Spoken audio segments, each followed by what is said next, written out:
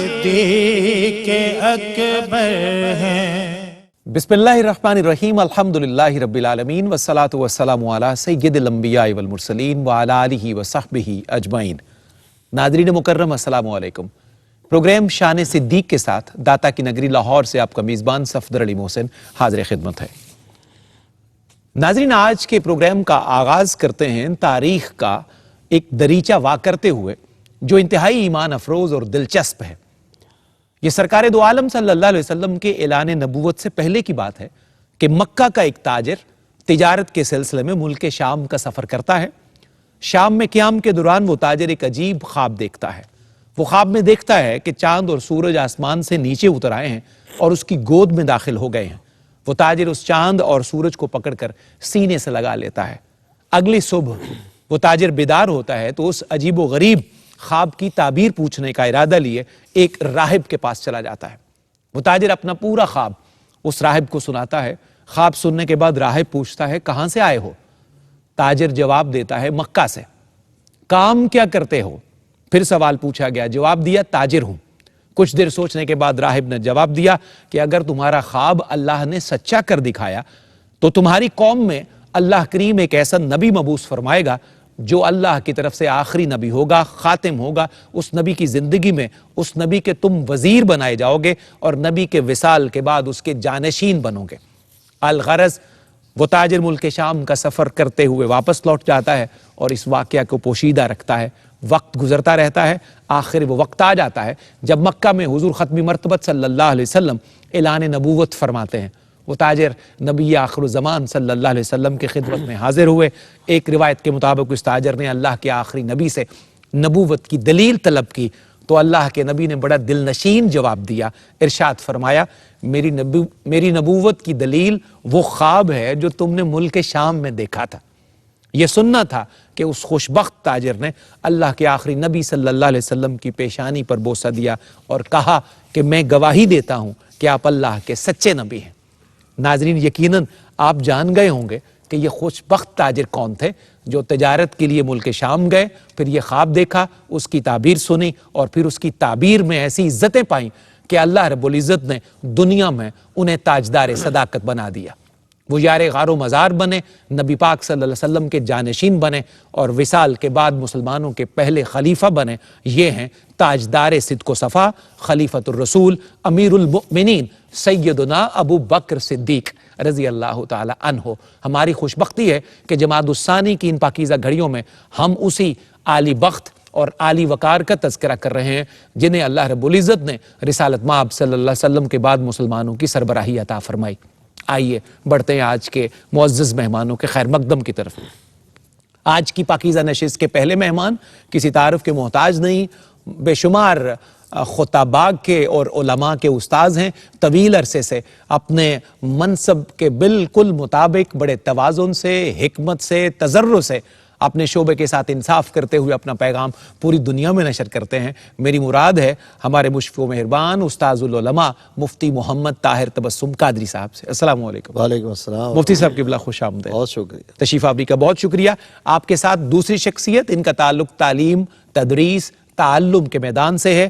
آپ بانی ہیں ازہر المدارس پاکستان کے اور ایسوسیٹ پروفیسر ہیں شعبہ علوم اسلامی منہاج یونیورسٹی لاہور کے، ہمارے انتہائی محترم جناب ڈاکٹر شفاقت علی بغدادی الازہری۔ السلام علیکم۔ جی وعلیکم۔ ڈاکٹر صاحب خوش آمدید جناب۔ شکریہ۔ تشریف آوری کا بہت شکریہ۔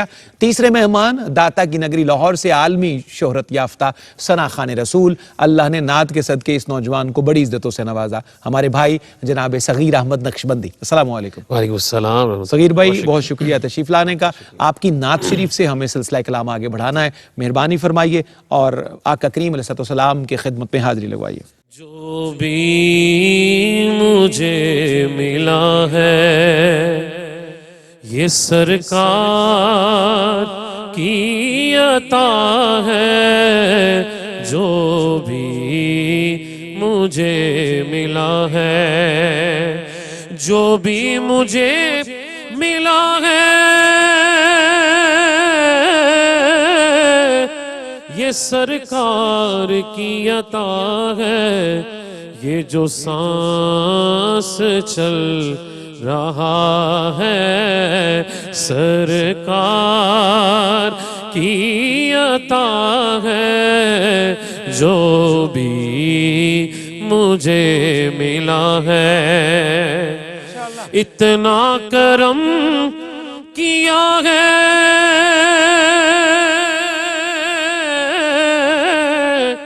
ہمیں اپنا بنا لیا ہے اتنا کرم کیا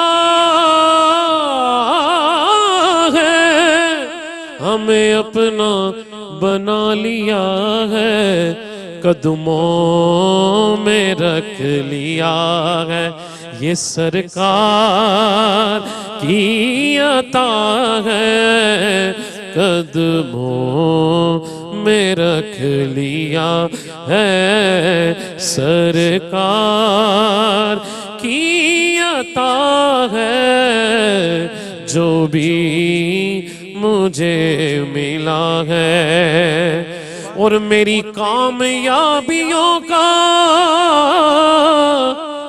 میری زندگی کا سارا میری کامیابیوں کا میری زندگی کا سارا جتنا بھی سلسلہ ہے یہ سرکار کی عطا ہے جو بھی مجھے ملا ہے اور عشق نبی کو پا کر آقا پہ سب لٹا کر عشق نبی کو پا کر آقا پہ سب لٹا کر صدیق نے کہا ہے یہ سرکار کی عطا ہے صدیق نے کہا ہے سرکار کی عطا ہے حسن و حسین و حیدر صدقہ خاتون جنت حسن و حسین و حیدر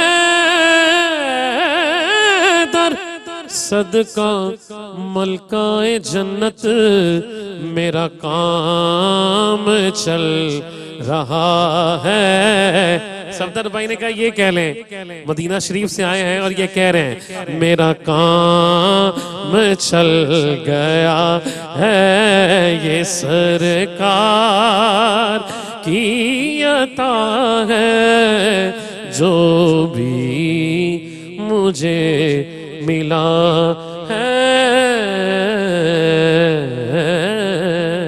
سبحان اللہ صغیر بھائی سلامت رہیے کیا بابرکت آغاز فراہم کر دیا ہمیں نعت شریف کے ذریعے بلکہ آپ کی نعت شریف کے بعد میرا دل ہے کہ میں حضرت حنیف نازش کا وہ مصرع کہوں جو میری اور آپ کے تعارف بھی ہے پہچان بھی ہے اور حقیقتاً ہم سب کی اوقات بھی یہی ہے کہ ہم کہاں عزت کے قابل تھے مگر بستی کے لوگ نعت کے صدقے ہماری آبرو کرتے رہے یہ سب حضور علیہ السلام کے ذکر کا فیضان ہے اور ان کی عطا کا سلسلہ ہے اللہ آپ سے راضی رہے اور آپ خوش رہیں آئیے گفتگو کا آغاز کرتے ہیں ناظرین حضرت تاجدار صداقت رضی اللہ عنہ کے خدمت میں خراج محبت و عقیدت کا یہ سلسلہ ہے جس کا نام شان صدیق ہے آپ جانتے ہیں کہ ہماری ہر نشست پہلی سے لے کر آج تک ایک عنوان سے معنون ہوتی ہے مزین ہوتی ہے آج کا عنوان بڑا خوبصورت صدیق اکبر بحیثیت رفیق رسول صلی اللہ علیہ وآلہ وسلم آپ کی رفاقت کا تذکرہ آج ہماری نشست کا موضوع سخن رہے گا مفتی صاحب قبلہ سے بسم اللہ کرتے ہیں گفتگو کا مفتی صاحب حضرت ابوبکر صدیق رضی اللہ تعالیٰ عنہ کی حضور علیہ السلام سے کس عمر میں دوستی ہوئی رفاقت کا آغاز کیسے ہوا اور پھر اس ابتدائی رفاقت کے بعد جو آگے کیفیات چلی اس رفاقت کی ہمیں کچھ اس کی جھلکیاں عنایت فرمائیے بسم اللہ والصلاة والسلام علی رسول اللہ فاضل بریلی علیہ الرحمہ نے کہا تھا سایہ مصطفیٰ کیا کہنے ہیں مایہ استفا عز و ناز خلافت پہ لاکھوں سلام یعنی اس افضل الخلق بعد الرسل ثانی اثنین ہجرت. پہ لاکھوں سلام. اس رفاقت کے اور اس غلامی کے اور اس وفا کے اور اس ساتھ کے کیا کہنے کہ جو رہتی دنیا تک استعارہ بن جائے. واہ واہ. یار غار بھی کہلوائے اور رفیق مزار بھی کہلوائے. اللہ اکبر کبیرہ. اور وہ رفاقت اس وقت سے شروع ہو اور اب تک جاری رہے. نہ صرف اب تک بلکہ تب تک جاری رہے. صبح معاشر تک اور اس کے بعد تک. آقا کریم صلی اللہ علیہ وسلم نے فرمایا کہ میں اپنے مزار پر انوار سے بھی اسی طرح باہر آؤں گا. اللہ اکبر کہ کبیرہ. میرے دائیں ابو بکر اور بائیں عمر ہوگا. میدان معاشر میں بھی اسی طرح آؤں گا. جنت میں بھی اسی طرح. اللہ. ہائے ہائے. لجپال پریتن توڑ دے نہیں جدی باں پھڑ دے پھر چھوڑ دے. ہائے ہائے. 18 سال یا 16 سال باختلاف روایت رائٹ. آپ کی عمر تھی جب آقا کریم صلی اللہ تعالیٰ علیہ وآلہ وسلم سے یہ رفاقت اور یہ دوستی میسر آئی ہے. درست. اور آپ کے ساتھ میں اور اس بندھن میں آپ بندھے ہیں.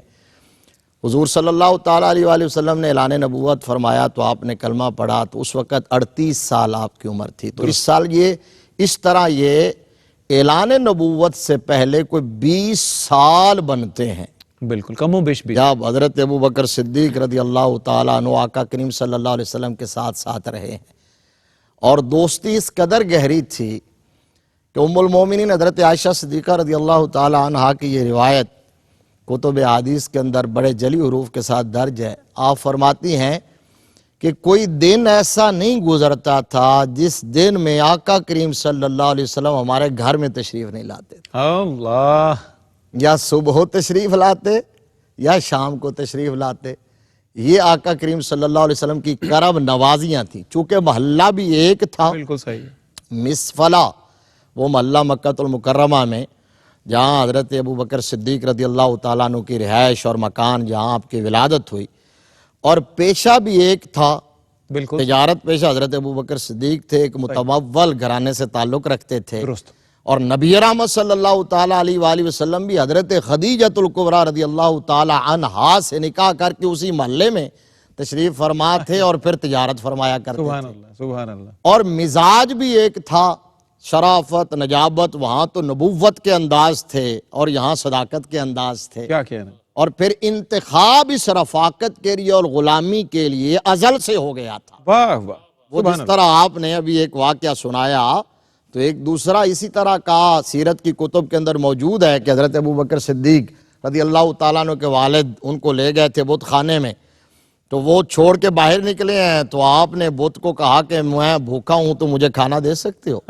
پیاسا ہوں تو پانی پلا سکتے ہو. اللہ اکبر. اگر میں تمہیں نقصان پہنچاؤں تو اپنا دفاع کر سکتے ہو. تو اس نے کچھ جواب نہیں دیا تو آپ نے اس پر ایسا زور سے ایک وار کیا کہ وہ پاش پاش ہو گیا.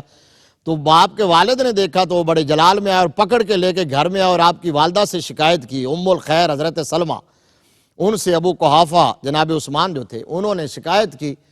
تو آپ کی والدہ ماجدہ نے کہا کہ اس کو چھوڑ دیجئے. جب ابھی یہ میرے شکم میں تھا اس وقت سے مجھے بشارتیں مل رہی تھی کہ یہ عتیق ہے, آسمانوں میں صدیق ہے, نبی آخر الزماں کا رفیق ہے. اللہ اکبر. ماشاء اور اللہ. یہ یہاں ختم کرتا ہوں کہ حضرت ابو بکر صدیق نے یہ خود روایت بیان کی تو جبریل آ گئے. بعد میں بیان کی نا حضور کے سامنے تو جبریل آ گئے اور کہا کہ ہاں نام صادقہ وہو صدیق. انہوں نے سچ کہا ہے آسمانوں میں یہ صدیق کے لقب سے. کیا کہہ رہے ہیں مفتی صاحب. سبحان اللہ سبحان اللہ. آپ نے جب استعمال فرمایا یار غار و مزار تو ایک شعر مستحضر ہوا. یہی عرض کرتا ہوا میں وقفے کی جانب بڑھوں گا. چھوڑ کر مجھ کو جا بھی سکتا ہے, چھوڑ کر مجھ کو جا بھی سکتا ہے, یار ہے یار غار تھوڑی ہے. یار ہے یار غار تھوڑی ہے. یار غار ایک یہ دنیا میں وہ صدیق اکبر ہے. وہ مسلمانوں کا پہلا خلیفہ ہے. وہ نبی پاک صلی اللہ علیہ وسلم کا سچا وفادار اور جانشین ہے. ہم فقیروں کا سلام بارگاہ صدق و صفا میں. ایک مختصر وقفہ. ناظرین خوش آمدید. آپ سب کا خیر مقدم ہے. حضرت صدیق اکبر رضی اللہ تعالی عنہ کے خدمت پہ خراج عقیدت و محبت ہے. ان کے یوم وصال کی نسبت سے شان صدیق ہمارا پروگرام ہے اور آج کی نشست کا عنوان ہے صدیق اکبر بحیثیت رفیق رسول صلی اللہ علیہ نبینا الکریم. ہمیں بڑھنا ہے جناب ڈاکٹر شفاقت صاحب البغدادی اور الازری کی جانب ڈاکٹر صاحب قبلہ سفر ہجرت میں حضور نبی مکرم صلی اللہ علیہ وسلم کے ساتھ جو رفاقت کا سلسلہ حضرت ابو بکر نے طے کیا اور جو عزتیں اس سفر میں پائی ہیں وہ تاریخ کے ایک اس کے ماتھے پہ جھومر کی طرح آج بھی موجود ہیں. تو ہم چاہتے ہیں کہ کچھ اس کی اشارات اور کرنیں ہمیں ملاحظہ فرمائیں تاکہ ہمارے دل کی روشنی بڑھے. بسم اللہ الرحمن الرحیم. جناب محترم صفدر علی محسن صاحب اور ARYQ TV میں آپ تمام کا شکریہ ادا کرتا ہوں. بہت نوازش آپ کی تشریف آوری. آپ کی وساطت سے مجھے اس عظیم المرتبت پروگرام میں خدمت میں شریک ہونے کا موقع نصیب ہوا ہے. ماشاءاللہ. آج جس ہستی کے متعلق ہم گفتگو کر رہے ہیں، آپ کے سوال کے ساتھ ہی اس طرف بڑھوں گا. ایک حضور داتہ گنج بخش علی حجویری رحمۃ اللہ علیہ ارشاد کا ہو. چھوٹا سا جملہ جو آپ کی شان میں ہے. عنایت آپ فرماتے ہیں کہ آپ شہنشاہ عالم تجرید ہیں، ہائے ہائے ہائے، اور کیا کے کہنے علاوہ فیض عالم کے. آپ جو ہے شہنشاہ مشاہدات ہیں. سبحان اللہ. تو اللہ تعالیٰ نے یہ جو مشاہدات کی شان آپ کو عطا فرمائی تھی، یہ بیسیکلی اسی رفاقت اور صحبت کا نتیجہ تھا جو سفر ہجرت اور علاوہ ازیں آپ کو نصیب ہوئی تھی. کیا بات، خوبصورت، ماشاءاللہ. سفر ہجرت جو حضرت ابو بکر صدیق رضی اللہ تعالیٰ عنہ کو سعادت ملی، یہ سارے صحابہ کرام رضوان اللہ علیہم اجمعین میں سے ایک چنیدہ ہستی آپ کی ہی تھی. درست. آپ نے عرض کی یا رسول اللہ، ہجرت کا حکم آ گیا ہے، ہمیں بھی اجازت ہو کہ ہم بھی ہجرت کے لیے روانہ ہوں. تو آقا کریم نے فرمایا کہ اے ابو بکر صبر کرو، انتظار کرو، آپ کو اچھا رفیق نصیب ہوگا. ہائے ہائے، قربان جائیے. اور وہ سفر، اللہ اکبر، جس سفر میں سیدنا صدیق اکبر رضی اللہ تعالی عنہ نے اپنی جان نثاری کی مثال پیش کی. سبحان اللہ. اپنی جان کی بھی پرواہ نہیں کی اور پروانے کی طرح کبھی آقا کریم کے آگے چلتے، کبھی پیچھے چلتے، کبھی دائیں کبھی بائیں، ہائے ہائے. اور ذہن میں یہ کہ جب کوئی حملہ کرے گا آگے سے دشمن تو سب سے پہلے حملہ ابو بکر پر ہوگا. اللہ اکبر. جب کوئی پیچھے سے کرے گا تو پہلے جان جس کی جائے گی وہ ابو بکر کی ہوگی، اور میرے آقا پر آنچ بھی نہیں آنی چاہیے. پہلے میں اپنی جان قربان کروں گا. پھر دیکھیں اللہ نے کیسے گرانہ منتخب کیا اس سفر میں کہ آقا کریم علیہ الصلوۃ والسلام کی رفاقت میں سیدنا صدیق اکبر ہیں رضی اللہ تعالی عنہ، اور آپ کے لیے خبریں لانے والے آپ کے شہزادے ہیں، سیدنا صدیق اکبر کے بیٹے ہیں. سبحان اللہ. اور آپ کو کھانا پہنچانے والی آپ کی بیٹی اسما ہائے ہے، ہائے ہائے. اور دودھ پلانے والا غلام سیدنا صدیق اکبر کا وہ یہ سارا کام سر انجام دے رہا ہے. تو گھر کے جتنے افراد ہیں خدمت مصطفیٰ میں مشغول ہیں. اللہ اکبر کبھی. حضرت عمر فاروق رضی اللہ تعالی عنہ سے روایت ہے اور آپ سے یہ منقول ہے کہ جو سعادت سفر میں اور غار سور میں سیدنا صدیق اکبر رضی اللہ تعالی عنہ کو ملی ہے، کاش کہ وہ میری ساری نیکیوں کے بدلے مجھے مل جاتی. اللہ اللہ. اتنی عظیم یہ شہادت تھی. دیکھیں جب چاند نے، سورج نے بھی ڈائریکٹ حضور کی زیارت نہیں کی 3 دن، اور ایک ہستی تھی جو آقا کریم علیہ الصلوۃ والسلام کی زیارت بڑی کر رہی تھی. خوبصورت. کیا کہنے، بہت اور وہ کون سی ہستی تھی؟ سیدنا صدیق ماشاءاللہ اکبر رضی اللہ تعالی عنہ. صبح بھی دیکھ رہے تھے، شام بھی دیکھ رہے تھے، اور آقا کریم علیہ الصلوۃ والسلام کی صحبت میں بیٹھے تھے، اور اسی اتحاد کی جو نظر تھی، جو آپ کے فیوزات تھے، وہ آپ کی شخصیت سے، آقا کریم کی شخصیت سے سیدنا صدیق اکبر کی شخصیت میں منتقل ہوئے، جس کا مظاہرہ آمد اور استقبال مدینہ کے وقت ہوا.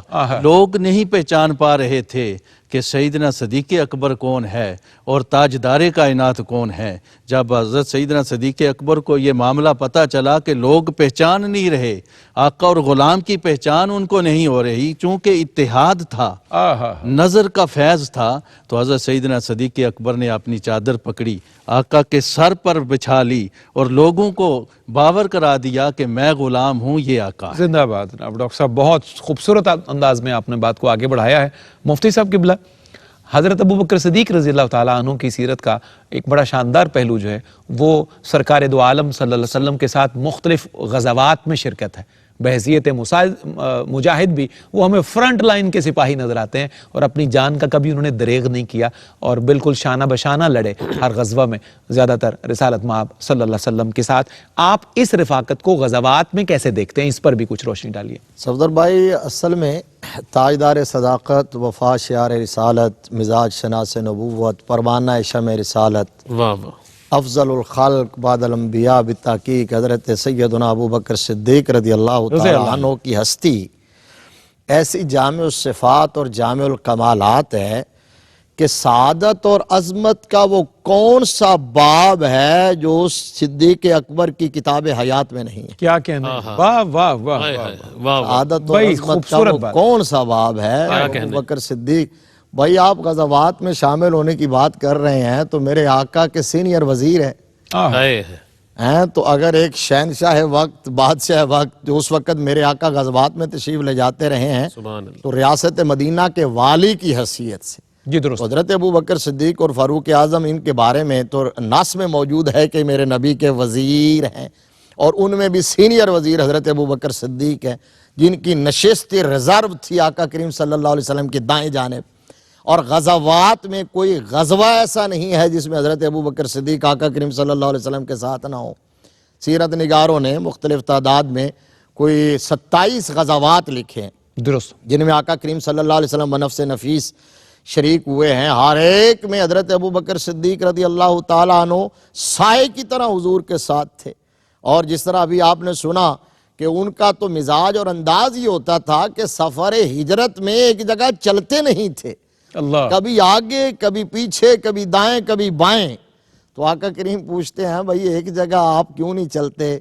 تو کہا جی کہ آگے چل رہا ہوتا ہوں تو خیال آتا ہے دشمن پیچھے سے نہ آ جائے، ہائے ہائے، ادھر آتا ہوں تو خیال آتا ہے کہ رائٹ سے نہ آ جائے، ہائے ہائے، تو میں یہ گھومتا اس لیے ہوں کہ دشمن جدھر سے آئے پہلے ابو بکر سے ٹکرائے۔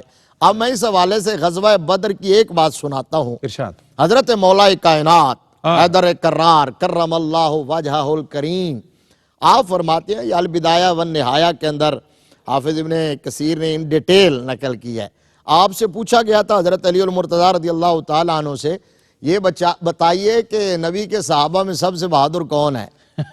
اشجع الناس۔ اشجع الناس۔ اچھا، اور ٹھیک ہے حضرت مولا کائنات یہ اشجع الناس ہے، ساری امت نے مانا اس بات کو، لیکن علی سے پوچھو، کیا بات ہے؟ ٹھیک ہے نا؟ سیدی اعلیٰ اللہ نے کہا کہ اگر مرتضیٰ شیر حق اشجع الاشجعین، کیا ہائے، حضرت مولا علی کے بارے میں ویسے بھی مفتی صاحب کسی دلیر کے بارے میں پوچھنا ہو تو دلیر سے ہی پوچھا کیا جائے۔ بات واہ کسی واہ، بزدل کو کیا پتا دلیری کیا ہوتی ہے؟ واہ واہ، وہ دلیری کی تعریف جو مولا علی کر سکتے بھائی ہیں وہ صفدر دوسرا صاحب نہیں۔ زندہ باد۔ سبحان بہت اللہ۔ اچھے، بہت مرتضیٰ شیر حق اشجع الاشجعین، اللہ اکبر۔ ساکیے شیر و شربت پہ لاکھوں سلام۔ حیدر کرار کو سیلوٹ کیا اعلیٰ حضرت نے۔ آہا۔ تو حضرت مولا علی نے پوچھا مجمع سے کہ بتاؤ کہ نبی کے صحابہ میں سب سے بہادر کون ہے؟ تو انہوں نے کہا جی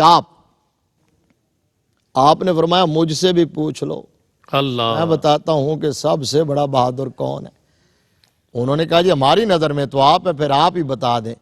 فرمایا وہ بدر کا سینیریو میری نگاہوں کے سامنے ہے، ہائے ہائے۔ سب سے کروشل ٹائم تھا، سب سے مشکل وقت تھا، بعد میں تو یوز ٹو ہو گئے تھے، جی ظاہر ہے۔ یہ ابتدائی مارکا یہ تھا اور اولین کوئی مارکا۔ تناسب نہیں تھا ہائے ہائے۔ افواج کا اور حربی ساز و سامان کا۔ کوئی کمپیریجن تو نہیں۔ وہاں اس وقت چونکہ فرسٹ ایکسپیرینس ہو رہا تھا، تو نبی رحمت صلی اللہ تعالیٰ علیہ وآلہ وسلم کا خیمہ لگا، اور جس خیمے میں آپ تشریف فرما تھے تو سب کا ٹارگٹ وہی تھا، ہر ایک اسی خیمے والے کو معاذ اللہ گزند پہنچانا چاہتا تھا۔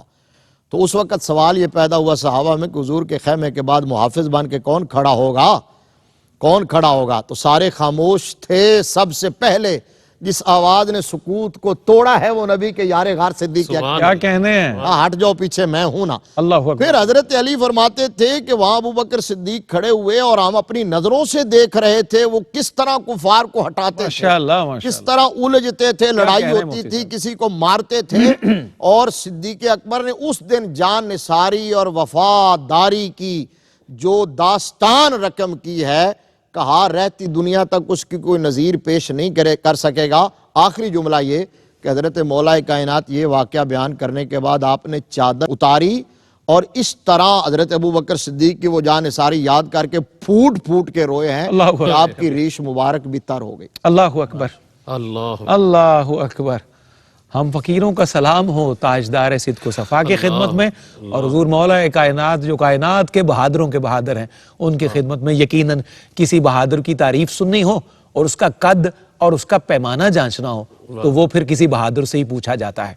میں سوال وقفے میں جانے سے پہلے جناب ڈاکٹر شفاقت علی الحضری صاحب کی خدمت میں معذرت کا طلبگار پیش کیے دیتا ہوں، جواب انشاءاللہ وقفے میں آنے سے پہلے آپ سے جانیں گے۔ ڈاکٹر صاحب قبلہ، عموماً ایسا ہوتا ہے کہ جب کسی فرد کو بھی کسی عظیم شخصیت کے ساتھ رہنے کا موقع ملے اور رفاقت لمبی ہو جائے تو تھوڑی سی بے تکلفی پیدا ہو جاتی ہے، اور جہاں بے تکلفی پیدا ہو جائے تو کبھی کبھار ادب آداب کم ہو جاتے ہیں، کبھی ادب رخصتی ہو جاتا ہے، دونوں صورتیں ہو سکتی ہیں۔ قربان جائیے حضرت ابو بکر صدیق اور سرکار دو عالم صلی اللہ علیہ وسلم کی رفاقت کے کہ ساری عمر رفاقت بھی رہی لیکن غلامی والی صفت میں کبھی فرق نہیں آیا۔ ہم اس سینیریو کو آپ سے جاننا چاہتے ہیں لیکن ایک وقفے کے بعد، ایک مختصر سا وقفہ آج کے پروگرام میں۔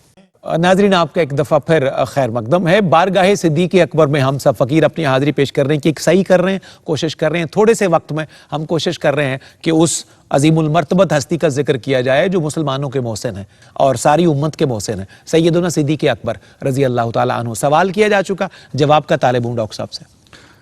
جناب صفدر علی محسن صاحب، آپ نے بہت عظیم اور خوبصورت سوال کیا ہے کہ دیکھنے کو یہی کچھ ملتا ہے کہ جب کوئی بندہ کسی کے ساتھ چند ماہ گزار لیتا ہے، چند ماہ تو دور چند ہفتے گزار لیتا ہے تو وہ بے تکلف ہو جاتا ہے، لیکن سیدنا صدیق اکبر رضی اللہ تعالی عنہ نے لگ بھگ 43 یعنی 40 سے زائد سال آقا کریم علیہ الصلوۃ والسلام کے ساتھ رفاقت کے گزارے ہیں۔ بڑی بات ہے، 40 کا عدد ہی بڑا بابا 40 کا ڈاکٹر بہت صاحب، بڑا 40 کی عدد کیا بات ہے جناب، زندگی کا کل محاصل ہے یہ تقریباً۔ پورا محاصل ہے زندگی۔ اور ان 40 سال میں کوئی ایک ایسا موقع نہیں آیا، کوئی ایک ایسا واقعہ نہیں آیا، کوئی ایک ایسا جو ہے ماحول نہیں بنا کہ سیدنا صدیق اکبر کی بارگاہ میں سے آپ کی شخصیت کی طرف سے کوئی آقا کریم علیہ الصلوۃ والسلام کی بارگاہ میں بے تکلفی ہوئی ہو۔ ہائے ہائے ہائے، یہ وہ سیرت رسول کا فیض ہے ہائے ہائے، جو صرف اللہ اسی اکبر، ذات کو نصیب ہوا ہے۔ اللہ اکبر۔ اسی لیے ہم دعا کرتے ہیں کہ مولا ہمیں بھی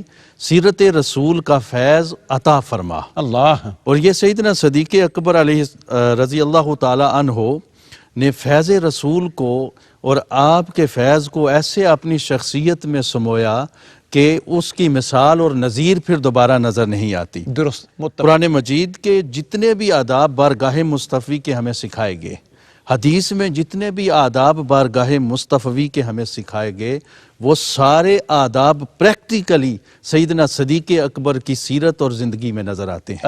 اللہ تعالیٰ نے قرآن مجید میں سورہ حجرات میں فرمایا کہ یا ایھا الذین آمنوا لا ترفعوا اصواتکم فوق صوت النبی، اے ایمان والو کبھی بھی بارگاہ مصطفی میں حاضری ہو، بارگاہ نبی میں حاضری ہو علیہ الصلوۃ والسلام، تو تمہاری آواز اونچی نہیں ہونی چاہیے، ہمیشہ آواز پست ہونی چاہیے، نیتاً بھی اور ظاہراً بھی، دل میں بھی اور ظاہراً بھی بارگاہ مصطفی میں عاجزی اور تواضع رہنی چاہیے۔ سیدنا صدیق اکبر رضی اللہ تعالی عنہ اس کا عملی نمونہ ہمیں نظر آتے ہیں۔ اور اسی طرح ایک اور مثال دے دیتا ہوں، مثالیں تو بہت ساری ہیں۔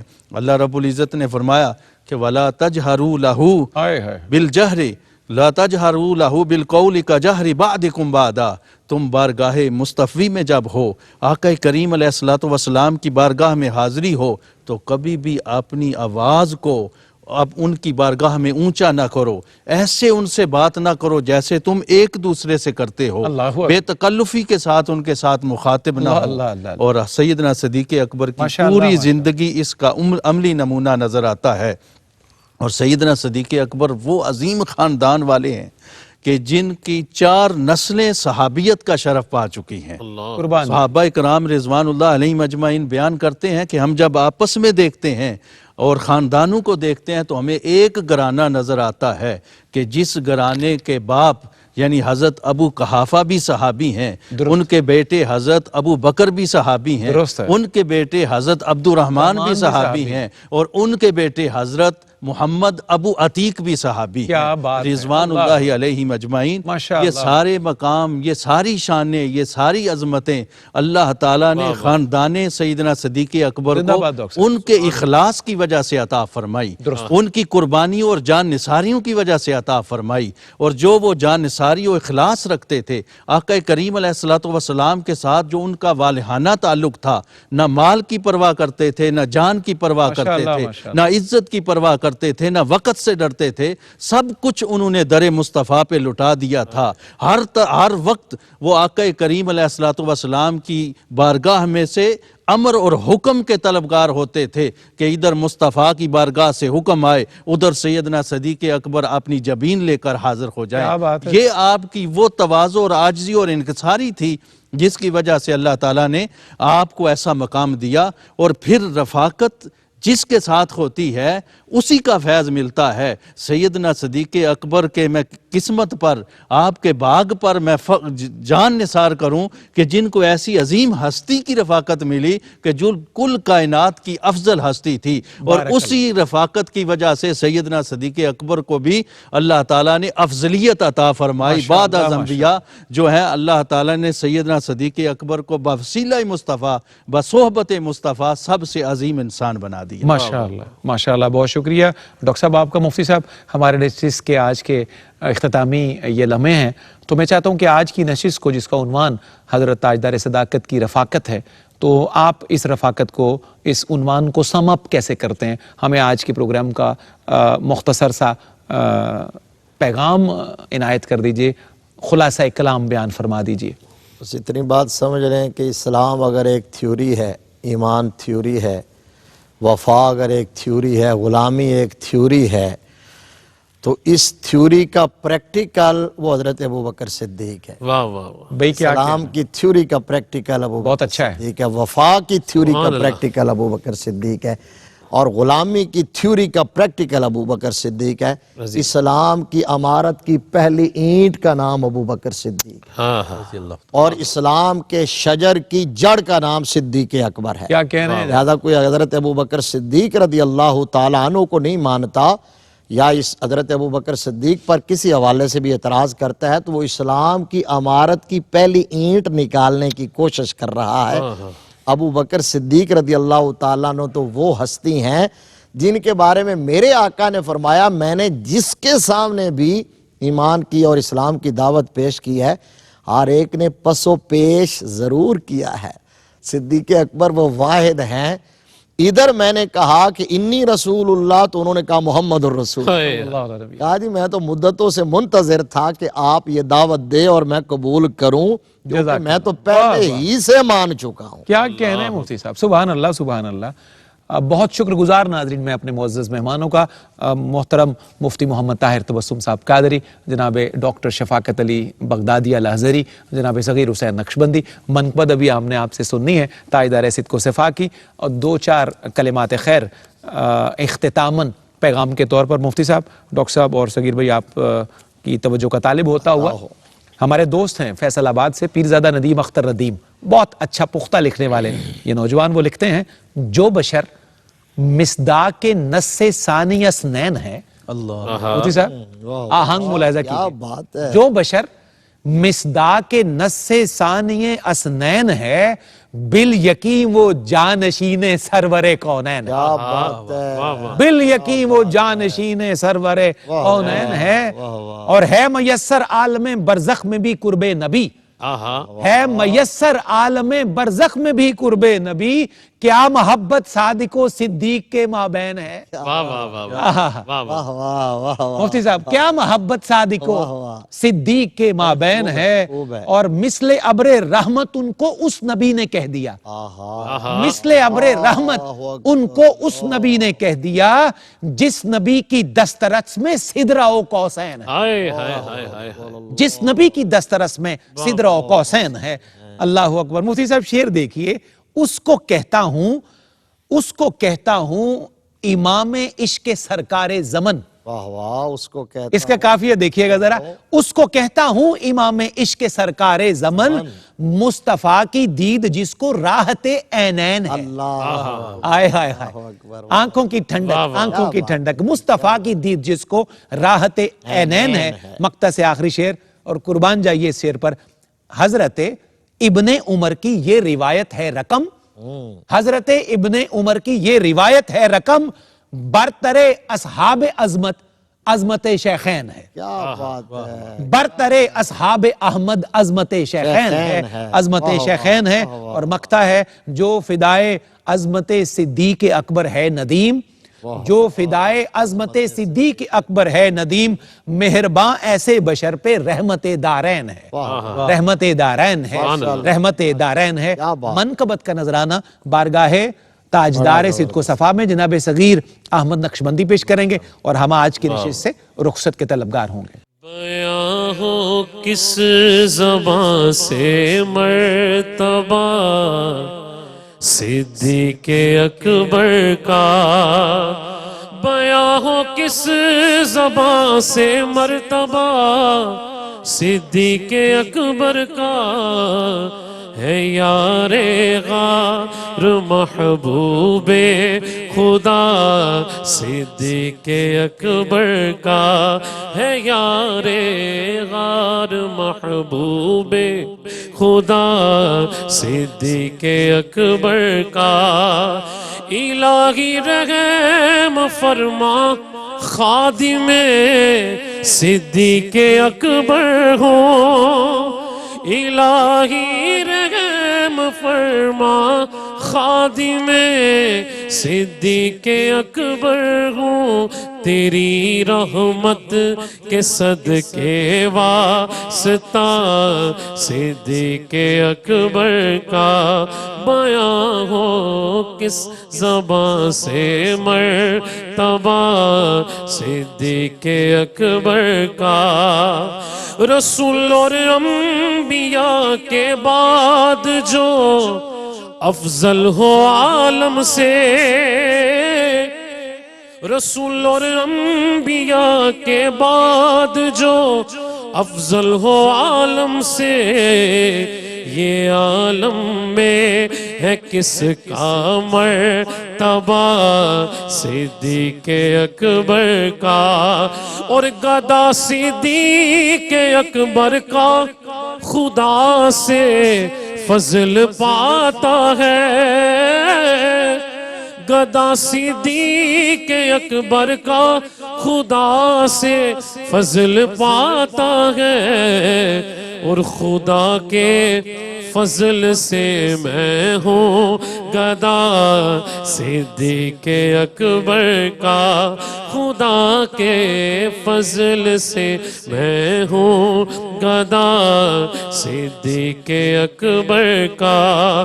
ہوئے فاروق عثمان و علی جب داخل بیعت، بنا فخر سلاسل سلسلہ صدیق اکبر.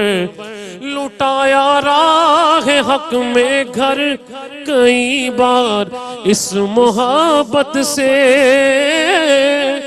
لٹایا راہ حق میں گھر کئی بار اس محبت سے، کہ لٹ لٹ کر حسن گھر بن گیا صدیق اکبر کا. بیاں ہو کس زبان سے مرتبہ صدیق اکبر کا، ہے یار غار محبوب خدا میرے صدیق اکبر کا.